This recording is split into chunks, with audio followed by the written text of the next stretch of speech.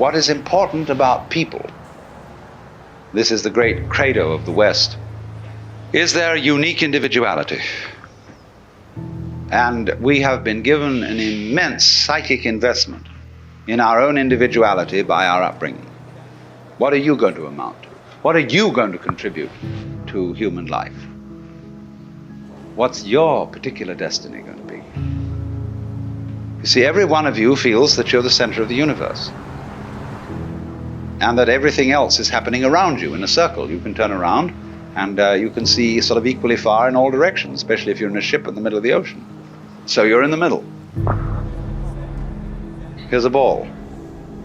What point on this ball is the center of its surface? You can see at once that any point can be the center of its surface. So legitimately, all points in the universe are the center. So everybody's in that situation. And at that depth of your existence, we are all like the nerve ends on your own skin. See, at every point on your skin, there's a little nerve end going beep and getting information from the outside world. Another and another and another, all over.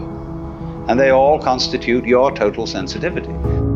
So in the same way, when all these people sitting around here, with their little eyes and little ears and things, they're going beep, and they're all really one common center called I, which is looking at itself from ever so many different points of view. Only we are so close to it, and we are so absorbed in the different ways each one of them is doing, that we neglect the community underneath. If in other words, someone from an entirely different form of biology came to this planet and looked at us, he wouldn't know the difference between Negroes, Greeks, Armenians, and white Anglo-Saxon Protestants. They would all look to him exactly the same. He'd look at a group like this here, and he would call it a thing. What is transmitted all the time is the repetition of pattern, the repetition of certain rhythms. You should all study, incidentally, the drawings of a great Dutch artist by the name of Escher. He has a book of the most fantastic patterns, where you will see, for example, an arrangement of devils. And when you look at the background, it's an arrangement of angels. That everything goes with its counterpoint. So that when you look at one of Escher's pictures, you don't know which is the foreground and which is the background. You just flip, flip, flip, flip, flip, and you can have it either way. Well, everything's like that. Only because, as I said, we are fascinated with what we have at the moment selected as the foreground. We say, for.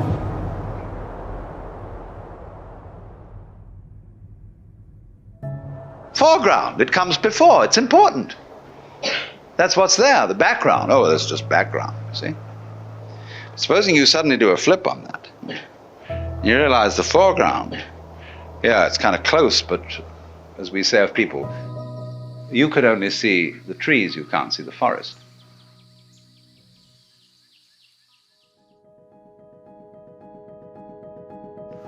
Wherever you are looking at the general panorama of sensory experience, try switching, try shifting your attention to all the things you thought were unimportant, to the constants, to the background, and begin looking at the spaces between people.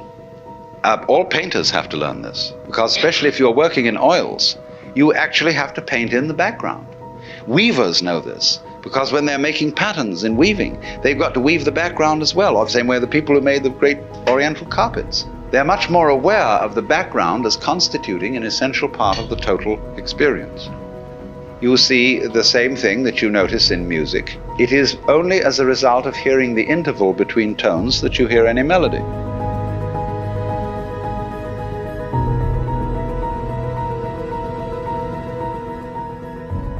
If you don't hear the interval, you're tone deaf, and all notes are the same noise. You don't hear any melody. You've got to hear the interval. So then watch the intervals between people. The things that aren't said, the things that are tacit, the things that are implicit rather than explicit in all life. And then you begin to get connected. No, it's very important to have a connection in life. And this is the way it fundamentally comes out, of seeing the thing you forgot. Well, who do you think you are? Well, how do you answer that question? Who are you? Well, you give a name. You say, I'm Joe Dokes, I'm Alan Watts.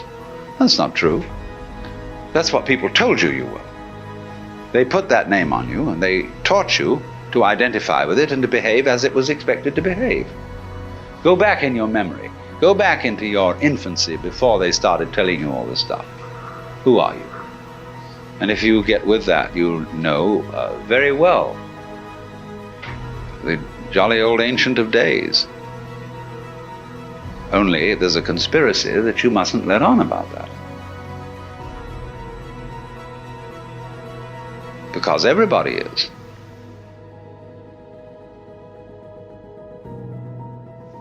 We worked it in Christianity by a very clever thing of allowing just one individual to be recognized as the God incarnate. Nobody else, therefore, could be. So everybody who gets an intimation of who they really are, people say, who the hell do you think you are? You Jesus Christ? Well, you can say Jesus Christ said he was Jesus Christ, and everybody put him down for it, and that's what you're doing to me. Now the thing is, we allowed one person, you see, one human individual, to be the incarnate God, because we have all been living in a theory of the universe in which the individual is simply involved in something that happens to him. And we feel that this thing that happens to us is reality. It is facts that we have to face and accept and cope with. See? It's always something other than you. You don't recognize it as an integral part of your own being. You are not just this irresponsible little mouse that's been chucked down into this world, but that you are really doing this work. You're running it. Only you can't admit it, just in the same way as you can't admit that you're responsible for the way your own heart beats. You say, oh, that's not my doing.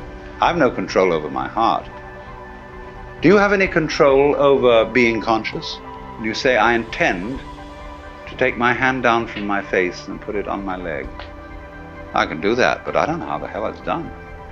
So you might say, in a funny backwards way, that the only kind of control you really understand is that where you're not using your will. Because you just do it so easy, like you open and close your hand. You know how to do it? Sure, you know how to do it. But you can't put it into words. But we don't realize, you see, that just as we know how to do this, we know equally well how to turn the sun into light, how to blue the sky, how to blow the wind, how to wave the ocean. Only you see, you have this marvelous capacity to transform yourself without knowing that you're doing it. It's just the very fact, you see, that you seem to be the victims of a thing you don't understand, and that you seem to conclude your life every time in a wipeout called death, where all your control goes. It's just exactly that opposite condition to what you call being alive that allows you to be alive. Only every time it happens, it's like it's new. It's like every time you're born, it seems like it was the only time. But of course, if it wasn't like that, you wouldn't do it.